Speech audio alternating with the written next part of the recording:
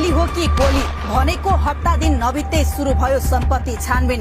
पूर्व राजा, राष्ट्रपति, प्रधानमन्त्री र मन्त्रीसम्म कोही पनि नरहने भए बाँकी। पूर्व राजा, राष्ट्रपति, प्रधानमन्त्रीदेखि पर्दा पछाडिका बिचौलियासम्म कसैलाई नछाड्ने गरी सुरु भएको छ नेपालको इतिहासकै सबैभन्दा ठूलो सम्पत्ति छानबिन।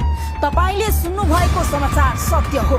सरकारले राजपत्रमा सूचना निकालेर सम्पत्ति छानबिन आयोग 2083 को औपचारिक काम थालेको छ।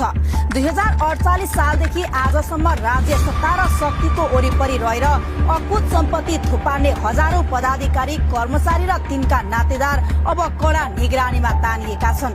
स्वदेशका महल मात्र होइन, विदेशी बैंकमा लुकाइएको कालो धन र शंकास्पद सम्पत्तिको समेत गोप्य खोजी सुरु भएको छ।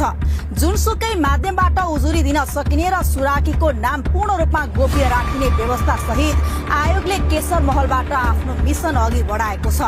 यो किन यति धेरै महत्वपूर्ण छ? किनभने यो सामान्य झारा टार्ने छानबिन होइन, यो देशलाई भित्रभित्रै खोक्रो बनाउने सिस्टम माथिको प्रहार हो। जनताले तिरेको कर र राज्यको ढुकुटी कसरी सीमित व्यक्तिको खल्तीमा पुग्यो अनि रातारात उनीहरूको हैसियत कसरी बदल्यो भन्ने कुराको यो अग्नि परीक्षा हो।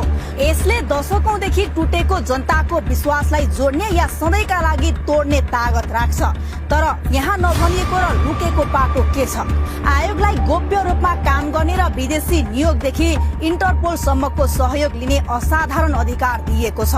विगतका आयोगहरूले बुझाएका प्रतिवेदन सिंहदरबारका अँध्यारा दराजमा धुलो खाएर बसेको तीतो इतिहास हामीसँग पक्कै छ। तर यसपटक राजनीतिको भाष्य र मनोविज्ञान फेरिएको छ। बालेन नेतृत्वले जसरी कसैको अनुहार नहेरी कुनै दबावमा नपरी निष्पक्ष र निर्मम ढंगले नतिजा दिइरहेको छ, त्यसले अब आम नागरिकमा एउटा जबर आशा जगाएको छ। इच्छा शक्ति भयो भने नसकिने केही छैन। यो सम्पत्ति छानबिन अब विगत जस्तो राजनीतिक प्रतिशोध वा झारा टार्ने कर्मकाण्ड मात्र हुने छैन भन्ने विश्वासको आधार पनि यही नै रहेछ। जब नेतृत्वले निडर भएर एक्सन लिन्छ तब आफ्नै आसेपासे वा जतिसुकै शक्तिशाली नेताका फाइल खोल्न पनि कसैको हात काट्दैन।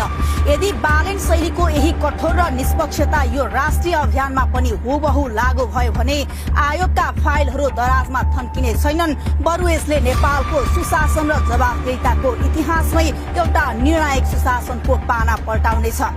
यो केवल केही 100 व्यक्तिको बैंक खाताको हिसाब किताब मात्र होइन, यो नेपालको लोकतन्त्रको शुद्धिकरण, सार्वजनिक जवाफदेहिता र विधिको शासनको सबैभन्दा ठूलो कसी हो। यदि यो अभियान निष्कर्षमा पुग्यो भने यसले नेपालको राजनीतिक दिशा नै बदल्नेछ। सत्ता र शक्तिको आडमा कमाइएको